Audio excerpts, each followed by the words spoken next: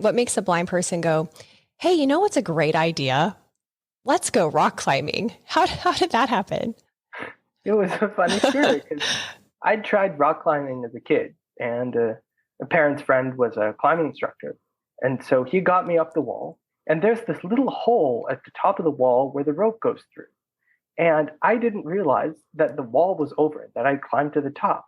So I wanted to keep climbing. And everyone is yelling, get down, there's a hole there, don't go through the hole. This is Meredith for Real, the Curious Introvert, and I'm Meredith. I explore the questions people think but don't ask out loud, either because they're taboo or thanks to cultural hypnosis. My mission, and yours if you choose to accept it, is to inspire curiosity by exploring the nuance and paradox of our world. Each episode is different, so bring your ADD and your earbuds and have a look around. Hey, Curiositors, it's me, Meredith. You don't know what you don't know, you know? That's how I felt when I learned that there are blind rock climbers. Blind. I felt it again when I learned about technology that allows blind people to know what facial expressions a person is making without touching them, and tech to help blind kids build Lego sets. All of this and more, actually, describes this week's guest. It's one of those episodes that makes you go, what else is out there that I don't know about? We covered big topics like innovation and advocacy, and everyday things like catching an Uber and going to the movies. I felt like this week was the perfect time to debut it since it's the 32nd anniversary of the Americans with Disability Act, making equal opportunity and access for all the people with disabilities in the U.S. the law.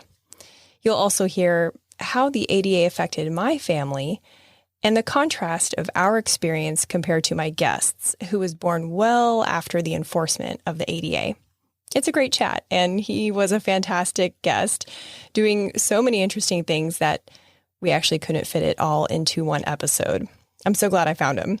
If you're wondering where I usually find guests like these, it's different for each guest, but I get asked this question a lot, so I started putting the source of each guest in my Monday email, along with the regular info about the new episode. If you're not getting those emails, you can text REAL to 66866 if you're in the U.S., or go to meredithforreal.com if you're elsewhere. On Saturday, I also send out a Cliff Notes and clickable links email in case what you heard was so good you wished you could have taken notes, or you want to check out a resource that the guest mentioned. If you're already getting my emails, you're probably one of my amazing, loyal listeners. Thank you so much for strengthening your curiosity with me. And if you're new here, welcome.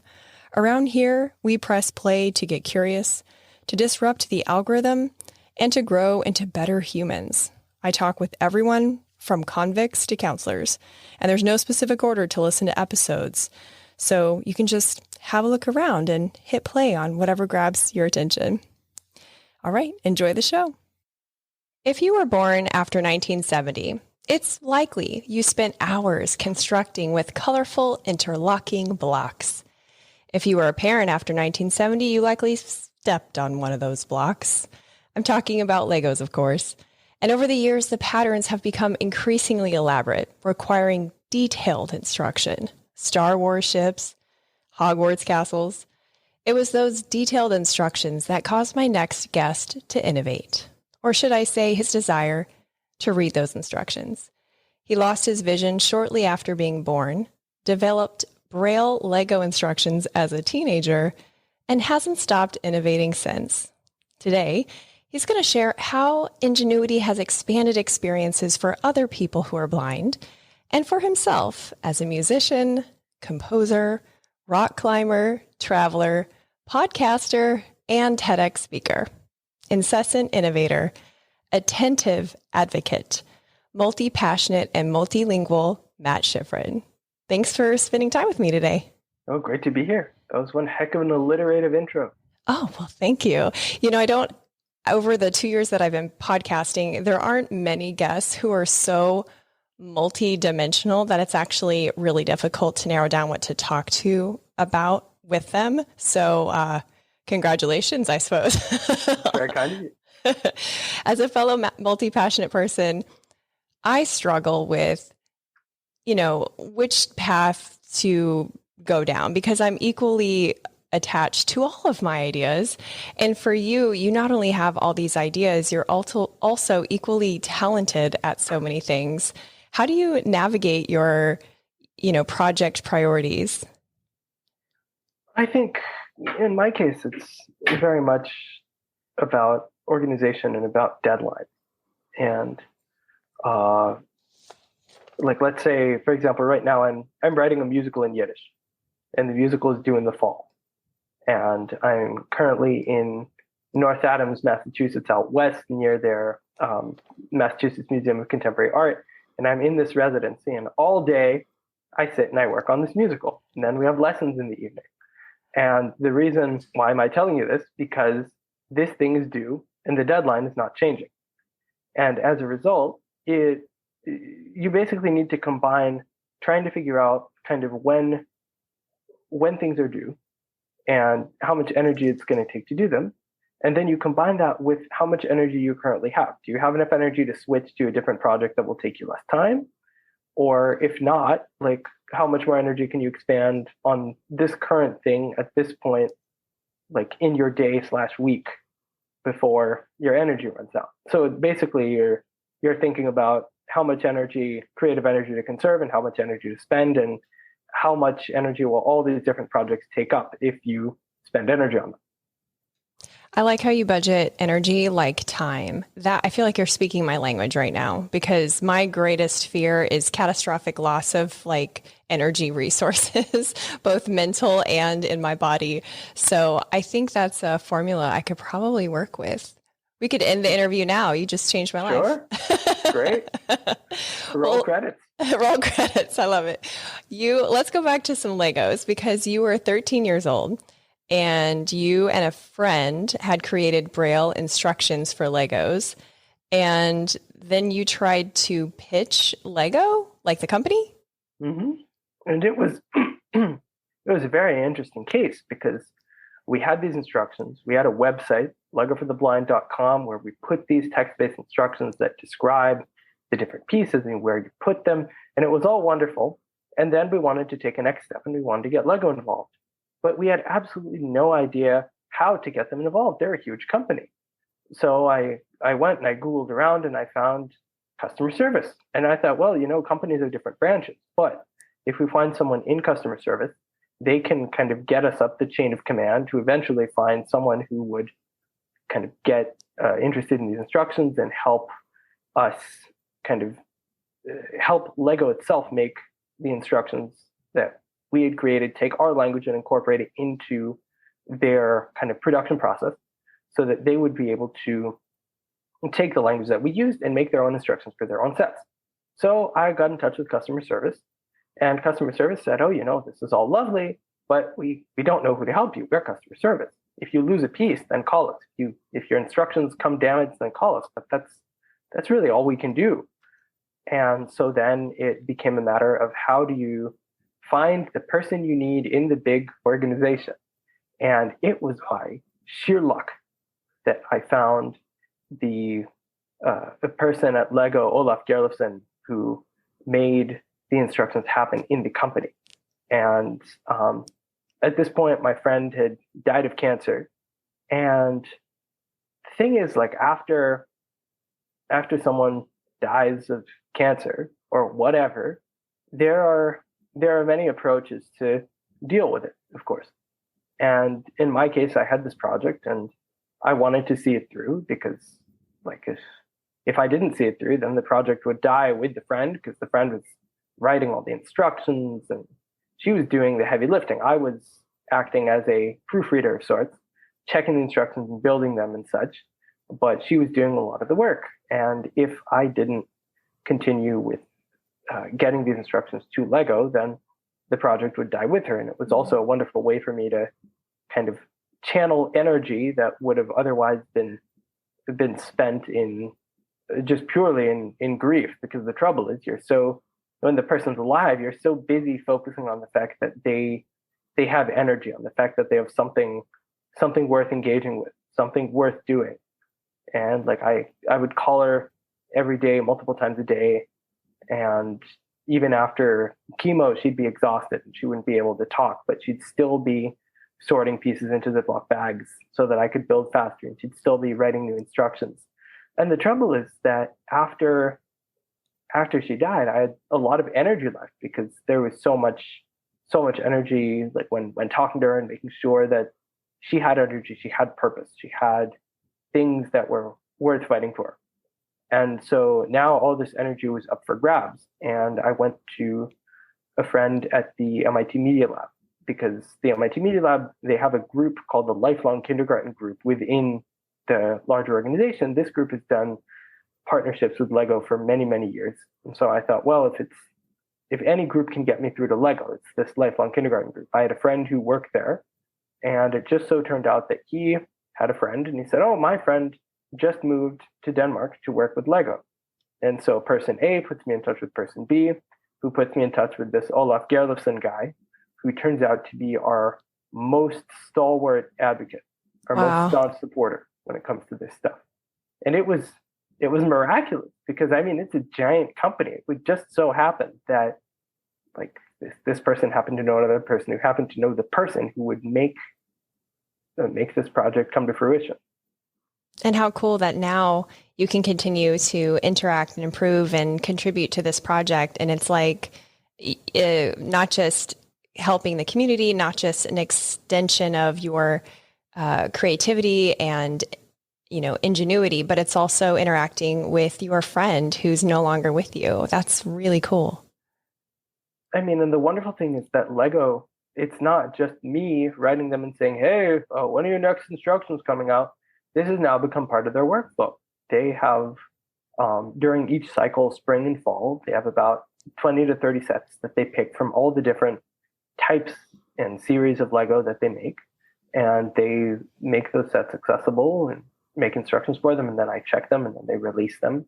And so there is a steady stream of accessible sets coming out of Lego during kind of each part of the year. So for example, this year they're combining spring and summer. So in a couple of months, I'm going to be checking 40 or 50 sets that they're going to be sending. What? Oh my gosh. Then they put them on their site and then they're up there. And the great thing is that these sets stay up on their website. So if you missed a certain set and you didn't have a chance to get it previously, you can still find them in stores or on eBay. And so it's not like there's no particular expiration date for these sets. I downloaded the Star Wars Micro Fighters instructions. Mm-hmm. Whew, that's a lot. I was the person that didn't really want to read the instructions when it came to building Legos. But I noticed that it downloaded in an editable Word document. Is this open source? Yes, it is open source. And the reason that it's done as Word documents was because that's how we did it when we started initially. Like initially it was a giant Braille binder the size of a copy of the Yellow Pages. And that Braille binder was great for me, but it was very bulky and Braille takes up so much more space than print that a single book of Harry Potter takes up 13 volumes. Oh, wow. Those volumes is about the size of the Yellow Pages. And so we realized that we had to kind of upgrade our system so that this could be open source and that this could be given to other people. And I have a Braille computer where the top part is a normal computer keyboard and the bottom part is a Braille display. And so it has these scrolling Braille dots that you can feel. It's like a single line display you'd see on a calculator, for example. And I realized that we could just, my friend could type these out as Word documents, and then I could check them and build the sets and edit those documents kind of as needed if mistakes were found. And the wonderful thing is that Lego themselves, they're continuing that tradition. They're accessible instructions. You can view them online, but you can also download them as text files. That's and incredible. We just want them to be as accessible as possible. Even PDFs, for example, PDFs are great as a format, but some of them, if they're scanned images, blind people can't read them. And it's much harder for blind people to edit them. And so we just wanted to make it as user-friendly as possible and kind of as engaging as possible, just as plug and play as we could make it. Right. Which is why we're using such standard file types. Well, part of the satisfaction of building a big, elaborate Lego set is once you're done, you step back and just take it all in and feel that satisfaction of having built something so visually magnificent. Can you describe how you, once the Lego set is complete, how do you experience the creations after you've completed them, and what does that feel like for you? I think that stepping back is the exact same for me, except for instead of visual magnificence, it's tactile magnificence. Because I've just built it, I can say, oh, they used I don't know, the barrel and the shark for a sculpture on the roof. And you have these little kind of references that Lego make when they build things. They made for example, a cactus out of swords, and it's an interesting technique for building. And you get to say to yourself, hey, I built this. I built the building. I built the room with the couch and the sofa, and then there's the trapdoor in the floor, and all of these elements. You know them because you, as a blind person, you were the one who built them. And even though there's definitely visual magnificence, I'd also argue that since Lego is a toy designed for kids to play with, there's a lot of tactile significance as well, because they don't want you to just look at it. They want you to do stuff with it. Right, exactly. And now I also understand that rock climbing is somehow connected to your Lego endeavors. I'm curious what makes a blind person go, hey, what's a great idea? Let's go rock climbing. How did that happen? It was a funny story because I tried rock climbing as a kid, and a parent's friend was a climbing instructor. And so he got me up the wall, and there's this little hole at the top of the wall where the rope goes through. And I didn't realize that the wall was over, that I climbed to the top. So I wanted to keep climbing. And everyone is yelling, get down, there's a hole there, don't go through the hole. And I can't hear them. And so, because it's so high up, and so they have to send the poor climbing instructor to climb up and tell me, hey, you don't need to go through the hole, just come down and everything will be fine. Because for blind people, you don't know it's done. Like, sure, the rocks have ended, but maybe there's some ledge you need to climb over. You don't know. And so that was kind of my first experience. And then in terms of rock climbing, I'd stopped for many years just because I had things to do. And then a friend and I were meeting at some point just for the fun of it, grabbing coffee. And he said, hey, I coach blind rock climbers. What? Do you want to do it? And I said, sure, teach me how to do it. And it was very interesting because the way that blind rock climbers climb is that there is like you go to a gym and you strap yourself in, and there's a person at the bottom called the caller. And what the caller does is that they yell directions up at you. And so they yell, for example, 12-1. Right 12-1 means that at 12 o'clock, 1 foot above you, to your right, there is a hold that you need to grab. And they might yell left foot, left knee, which means there's a hold that you'll get by lifting your left foot up to where your left knee is.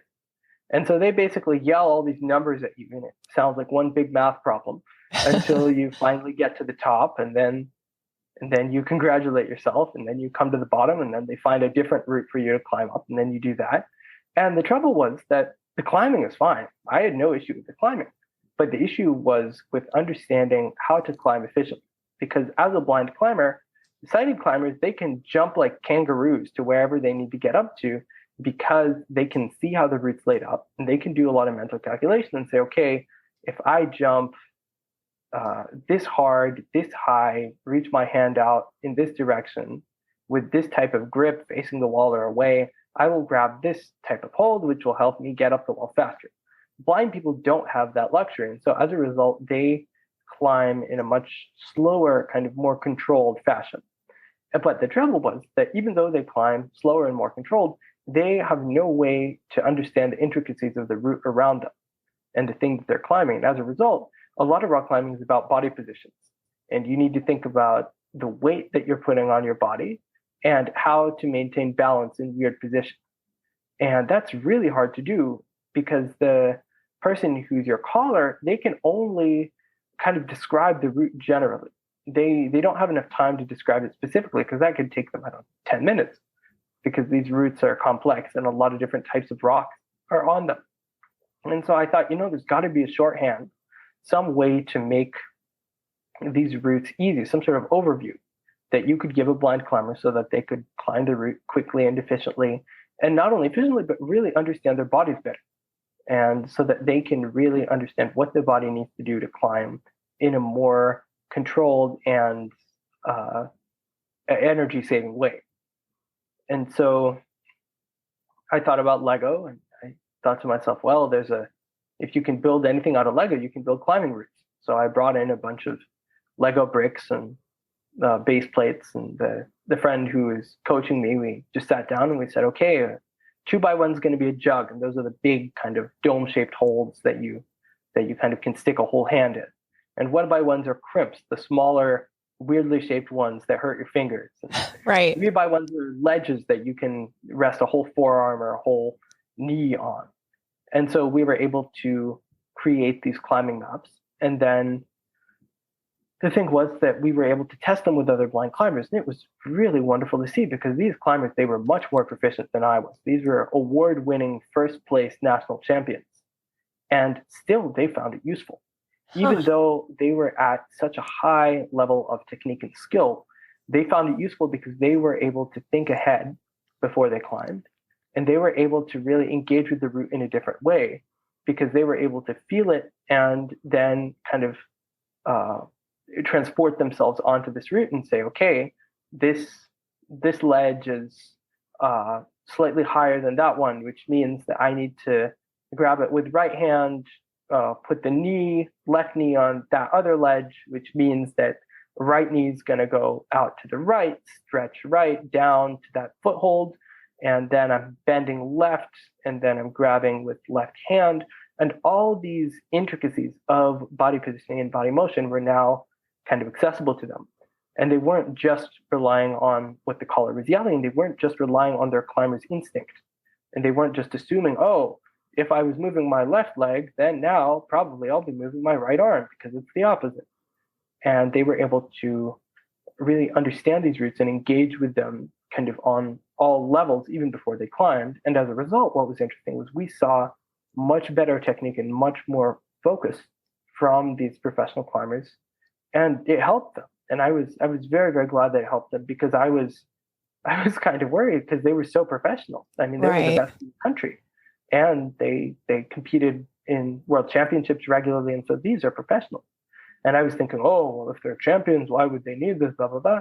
But it still helped them. And it was just amazing to see that even the most experienced blind climbers can benefit from more information about kind of the routes that they go up. Yeah, that is so brilliant. And it's a reminder to always be thinking, as far in the realm of innovation, yes, what we're doing now works, but how can we make it better? I just think that's so smart. Hey, Curiositors, just a quick pause to show gratitude to our sponsors and give you some special deals. If trash TV leaves you feeling drained and you want to support creators like yours truly, check out Stream Moco. You can search shows by your mood and even, watch my show, The Curious Introvert. For every $3.99 subscription, they give away $1 for good and support their creators, like your girl. Find my affiliate link in the episode description or the bio link in my Instagram account. Stream Moco, the streaming network that gives a damn. If you've got backyard barbecue plans for 2022, but mosquitoes are not invited, I recommend Insect. I've been using their pest control service for several years now. They have a certified mosquito identification specialist on staff, and pollinator care is always top of mind. If you live in the Florida Panhandle or the Gulf Coast of Alabama, give them a call, ensec.net. The UWF Historic Trust. We shoot the show at the Pensacola Museum of History. It not only houses exhibits of lesser-known Pensacola history, it's an event space too. So if you need a unique space in downtown Pensacola for a fundraiser, networking event, or a corporate party, take a look at historicpensacola.org. And if you want to tour one of the 12 museums, get your tickets in person so you can show the agent one of my emails and get $2 off an adult ticket.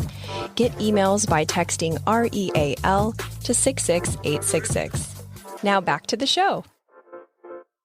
When you're up in the air rock climbing, do you feel the height in your body? Does it feel different than being on the ground? It does, but I think it makes things a little easier because when you're on the ground, let's say you're a blind person and you're walking somewhere, walking down the street, there's a lot you need to keep track of. The cars that are passing you, the buildings you're passing. Are there any landmarks that may tell you where you are? Oh, this big potted plant that I just smacked into, that's the plant by the bank. So I know that I'm passing the bank. And oh, coffee is drifting out of the Dunkin' Donut. So I know that I'm passing that. And there's a huge amount of mental calculation that you're doing to make sure that you're getting where you need to go and you're getting there on time and that you're kind of that you're focused on where you're going. Because if you don't focus, it's very easy. Just a quick aside / funny story that will explain this.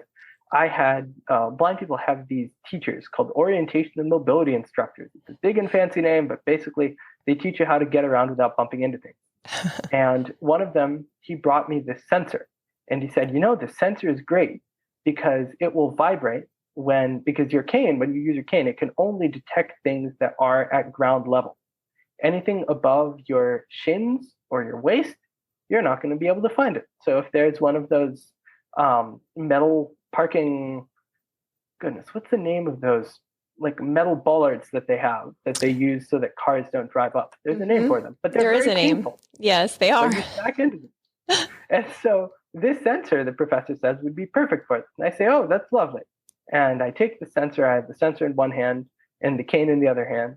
And I'm walking down the street and I'm listening that there are cars on my left, but there are also these driveways on the right. And I need to make sure that I'm not veering into the street, but also I'm not veering into the driveways and that cars are not backing out of the driveways and that I'm not in the way of the cars. And meanwhile, this sensor is just humming along and the professor says, oh, it'll vibrate very strongly if it detects something. So I'm walking and thinking and doing a lot of calculations. And suddenly I smack hand first into a pole. And I think, how did this pole hit me? And I stop and I kind of realize that this sensor, for the past couple of feet, it's been vibrating like crazy, but the body has tuned out this other method of stimulus because it's been too focused on listening to the environment around it. And so all the tactile stimulus from the sensor has been completely tuned out. And so why did I tell you this story? Because with rock climbing, there are only two directions, up or down. Sure, you can go left or right laterally on the wall, but all you need to think about is how to get yourself from point A to point B, but without all that extra stimulus. You're like a marble in a maze, trying to get from the beginning to the end. And it's very freeing because there's not a lot of, you're just up there and you listen to the person giving you directions and you tell your body what to do and it responds and that's it. There's no stress of travel. There's no, another funny aside, like when blind people get Lyfts, for example, or Ubers, they can't see the color of the car. So a lot of the time you're standing on a quiet street and counting cars. Oh, this one passed me by. It must not be my Lyft.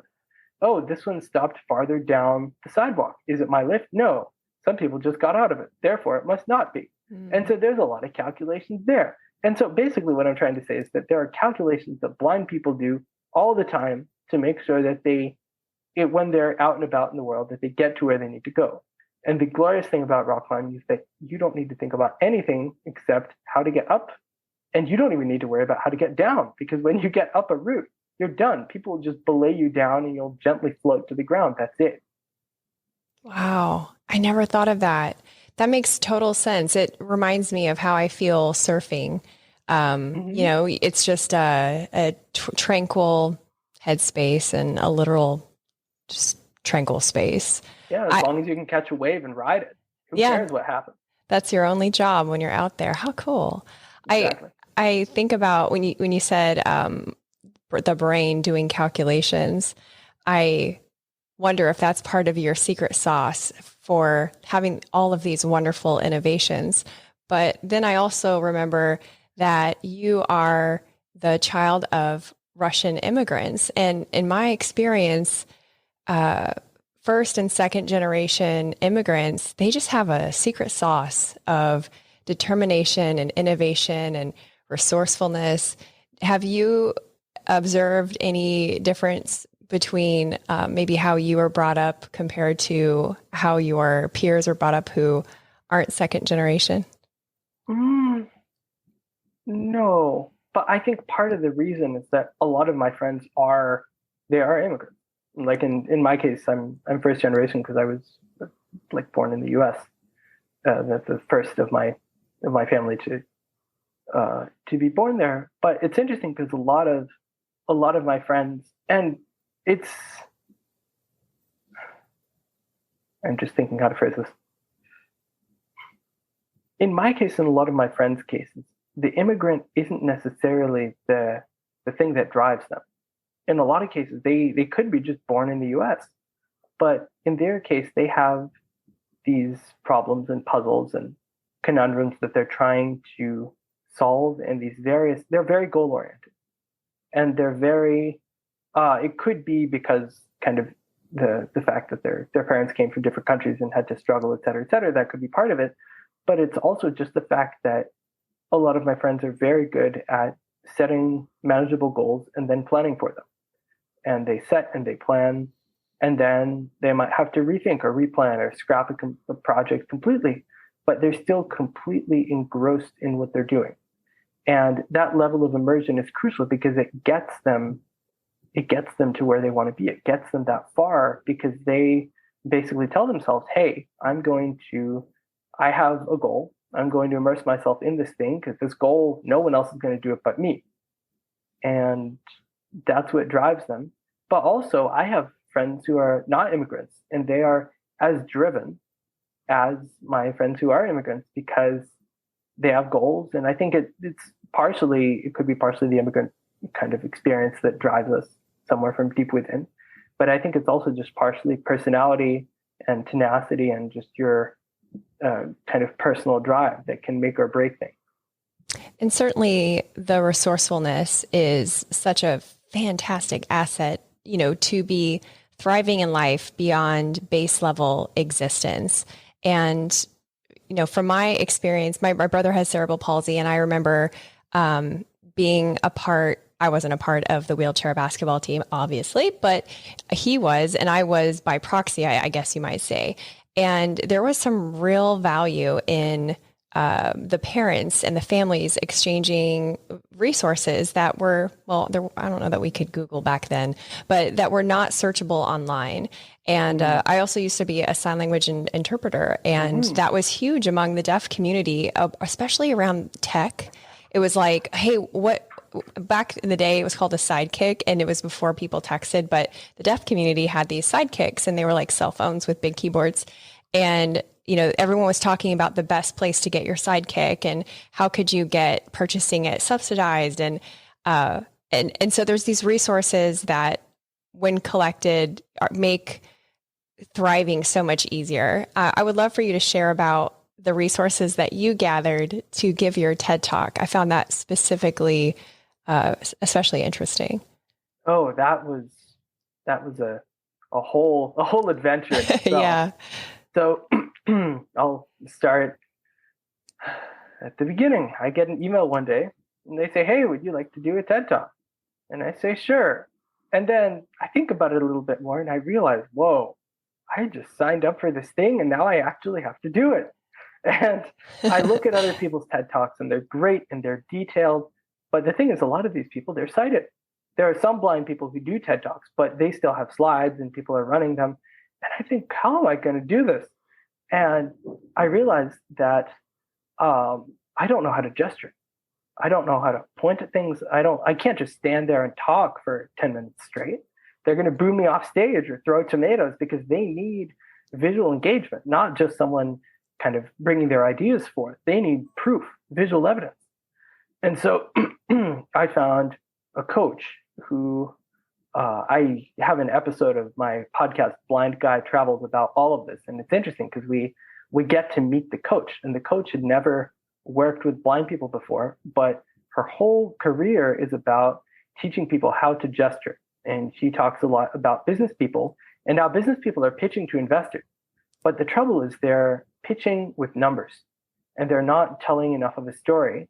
And they're doing all these wild gestures that they've learned from their families. And those gestures don't mean much.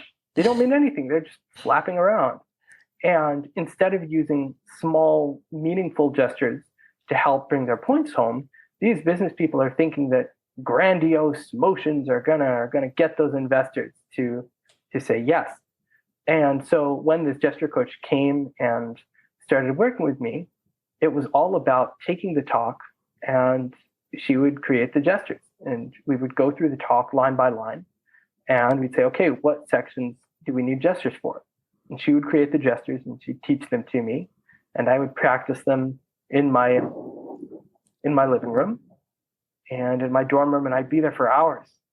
Just because, like, as a blind person, on one hand, you don't want to be robotic because sighted people can tell that you're robotic.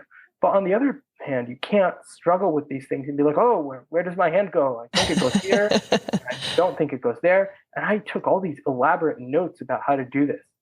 On big fat box, take your hands and put them in an X shape, one palm up, one palm, kind of palm on palm, hold them in front of your belt buckle, then move them in a circle upwards, and then the circle expands, right arm goes right, left arm goes left, and then they connect down kind of by your belt buckle. That's an explanation of one gesture. Wow. We had a lot of explanation. So I had this document with description after description of these gestures. And then it was also a lot of fun because we had to, there's a section in the TED Talk about describing videos for blind people, and about how there are these people who their whole job is to narrate movies for blind people and make it so that the blind people can understand what's happening. The monkey jumps out a window nimbly, touching down on the ground. It scampers off, searching for a banana, for example. And I had a friend, and it just so happened that he turned out to be one of the best synchronous video describers ever. And it was a fascinating thing because usually the way video description works is that you have someone who writes a script and then a separate person who records that script so that it's all professional and well done and yada yada. And this guy just so happened that he didn't need a script. You could give him any movie in any language, and he could read subtitles and describe at the same time. And a lot of the research preparation with the TED Talk was also like recording this guy. And we would get there and we record a section of a movie, and just being able to kind of capture his intensity and his commitment to the process was really cool. And it was just gathering these different aspects of my life. There was right when Lego for the Blind launched, we had a documentary called How Lego Helps Blind People See. And it was a very cool documentary made by a neuroscientist who has a YouTube channel called Braincraft. And it was really, really cool because when Lego for the Blind came out, I wrote all of the science-based YouTube channels I could think of. There were like 30 of them. And I wrote them and I emailed them, oh, here's our project. Would you be interested? She was the one person who replied. And I'm very glad that she did because that's what got Lego interested. When we came to Lego and when I came to Olaf Gerlofsson, this video was proof that this system worked. And here was how we did it. And the documentary that she made has footage of Elida, the family friend, writing instructions. And it was just great because it wasn't just theoretical. Here were people using it. There was footage there of the host building a Lego set using these instructions and her kind of understanding the terminology and engaging with it in that way. And so basically in terms of resources for the TED Talk, it was collecting different snippets of life that would be interesting and then figuring out what binds them, what ties them together. And in that case, it was how to kind of help people be more creative. And in my case, it just boiled down to thinking about these problems in different ways, thinking about them, just trying to figure out how can I look at this from a different angle to make this manageable to myself and to make this doable. And I'm so glad that you did. And I'm so glad that the podcast is like a more zoomed in approach of those everyday experiences. When I listen, I love your podcast. Please make more episodes. Oh, I'm working on it. Okay, good. After I finish the Yiddish musical, that's what I'll be doing. Well, first things first, naturally. Yeah, naturally. Yeah, I really, really loved it. I love the Foley effects in it. I love it really does feel immersive, and it gives you a new perspective, which is kind of my obsession. Of course. Tell us. Curious introvert. I am so curious. I know. I want to know, how does this? Can you tell us about your face detection tablet? Oh, gladly. So my friends at MIT had this big table, and the table was made up of these square pins, and they moved up and down to make different shapes. And so you can make squares and triangles, and they're like big pixels. Each one's about the size of a postage stamp. So friend calls me into his lab and he says, look, I got Mario onto this device. So blind people can play Mario, and Mario's made up of 4 squares, and he hooked it up to a Kinect body sensing camera. So when you jump, the 4 squares jump, Mario jumps.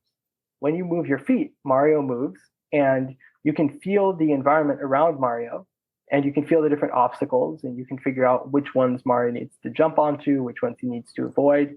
You can feel enemies coming at you, and you can jump on them to squish them. That's all fine and dandy, and it was very cool. But then he asked me the crucial question, what else would you like the system to do?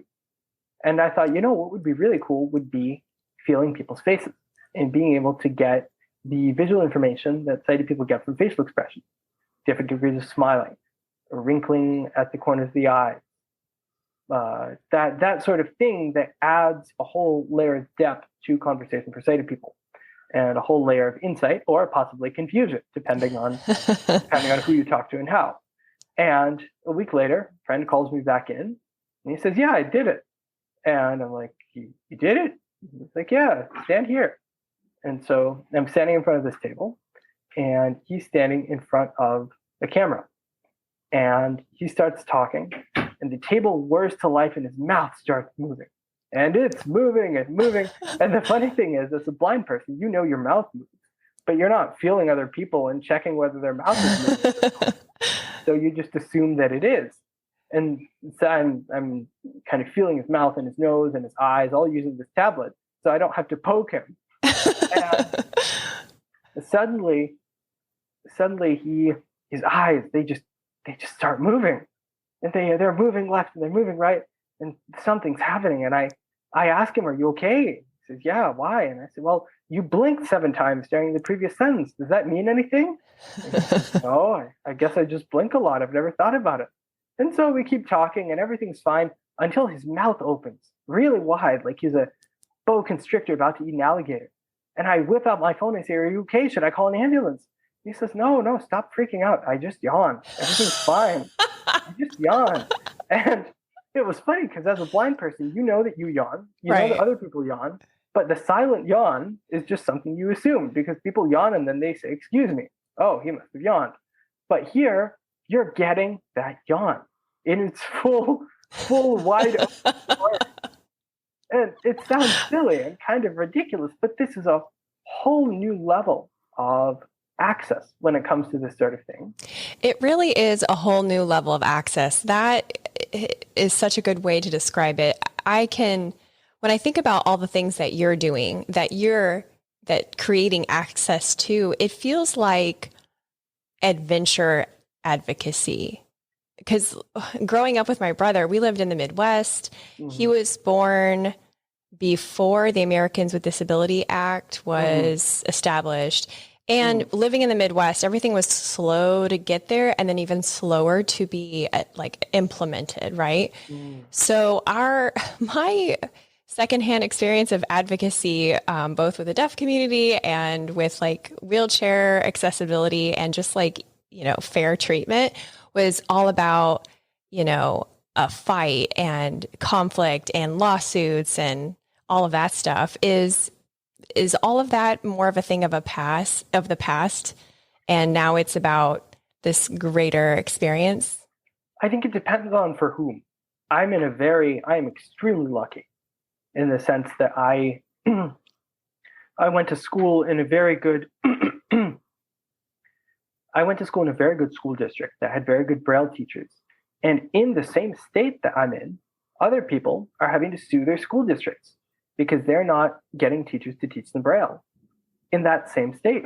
But just because I lived in a certain town, I was able to get a wonderful Braille education. And none of my parents were instrumental in making sure that I had the things that I needed. They were always advocating. They came to meetings. They talked to teachers. They were there 100%. And I think that really taught me that parents are wonderful, but at some point you need to step up and you need to do your own advocacy, no matter what that entails. The only reason that I'm advocating for the things that I'm advocating for is because I can, because I'm not worried about not receiving the instructions, Braille instructions to read. Not because I know people who are losing their sight later in life, and it's much more difficult for them because they're having to learn Braille. They're having to learn all these things that they didn't know. And now suddenly they need to learn how to use a computer for blind people. They need to learn how to read Braille. And it's a whole different, how to use a cane. It's a whole different way of life. It's a whole different approach. And I don't have to be in that situation because I was born blind. And yes, there are absolutely still lawsuits, and there are still things that are not accessible, and places where if blind people use service dogs or guide dogs, they aren't let into a lot of establishments. And so there have to be lawsuits. They're not being let into Ubers or Lyfts a lot of the time because the driver says, this is my car and you have a dog and I don't want your dog there. And so they're stuck. They're having to take 5, 10 lifts to get to a place, and their drivers keep canceling, and the companies really are not doing enough about it. And they report the drivers to the companies, and the companies are just like, and maybe the driver gets disqualified, but when you disqualify one, another pops up in its place. It's like whack-a-mole. You're right. Well, I'm glad that you're doing what you're doing, and I'm so glad we got to have this talk. Thank you so much. Can you tell everyone where they can keep in touch with you and your many projects? Oh, of course. The best way to find me is on Lego for the Blind. They have that website has a forum where people can get in touch. There's also my podcast, Blind Guy Travels. And if you Google Blind Guy Travels, you'll find it. And then there is also an article that might be interesting that I wrote for the Boston Globe magazine about the face detector, because now basically the friends at MIT, they built one the size of a table, but now we're scaling it down to make it the size of an iPad so that you can carry it with you and you can take it to job interviews or dates or wherever this sort of face reading would be required. And so that article is cool because it goes into the kind of the insights that blind people get from these face reading devices, not just blinking and yawning, but really going into why this is helpful and how this is helpful. That's incredible. Well, thank you again, Matt. This has been amazing. It's a pleasure. Thanks for listening. If you've loved a couple episodes of this show, leave a rating and review on Apple Podcasts or the Good Pods app. And if you liked this episode, you'll also like the one I did with a man who became a quadriplegic twice and is now shaping public policy for people with disabilities. It's episode 41. Stay tuned next week when I talk with a weed nun. See you then.